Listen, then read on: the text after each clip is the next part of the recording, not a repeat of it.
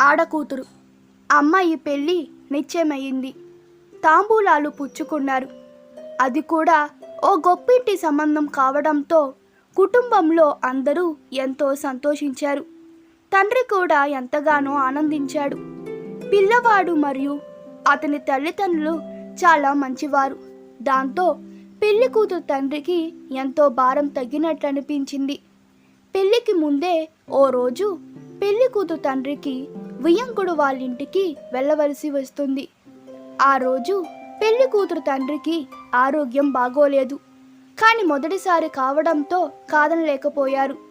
వరుడి ఇంటికి వెళ్ళినప్పుడు వరుడి తరఫున వాళ్ళు ఎంతో సాదరంగా ఇంటిలోకి ఆహ్వానించారు. కొద్దిసేపు వచ్చిన పని విషయమై మాట్లాడుతుండగానే టీ వచ్చింది. పెళ్లి కూతురు తండ్రికి మధుమేహం ఉండటంతో చక్కెర పదార్థాలకు దూరంగా ఉంటున్నారు. అయితే మగపెళ్లి వారింట్లో మొహమాటంతోనే ఇచ్చిన టీ కప్పును చేతిలోకి తీసుకున్నారు.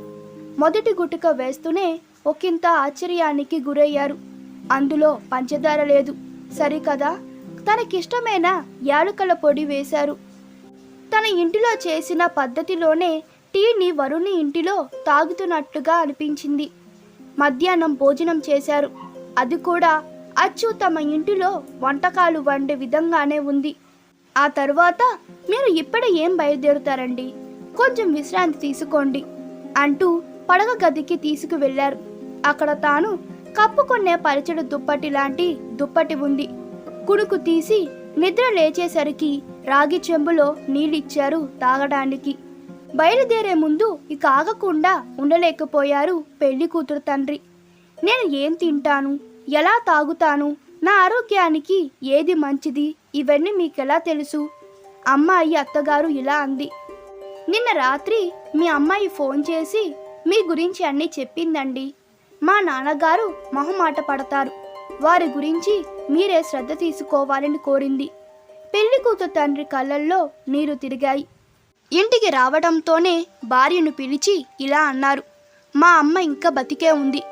మీటేంటండి మీరు మాట్లాడుతున్నది? అవును, నన్ను కంటి రెప్పలా చూసుకునే నా తల్లి బతికే ఉంది. నా కూతురు రూపంలో బతికే ఉందని జరిగిందంతా పూసగుచ్చినట్లు చెప్పారు పెళ్లి కూతురు తండ్రి తన భార్యతో. అమ్మాయి ఆడపిల్ల అనుకుంటాము, మన ఇల్లు వదిలిపోతుందని. తాను ఎక్కడికి పోదు. తల్లిదండ్రులను తన హృదయంలోనే ఉంచుకుంటుంది. తన మనసులో తన వారి జ్ఞాపకాలను నింపుకొని. ఈ వీడియో మీకు నచ్చినట్లయితే మీ అభిప్రాయాలు కామెంట్లో తెలపండి. Please like, share and subscribe to my channel. Thank you.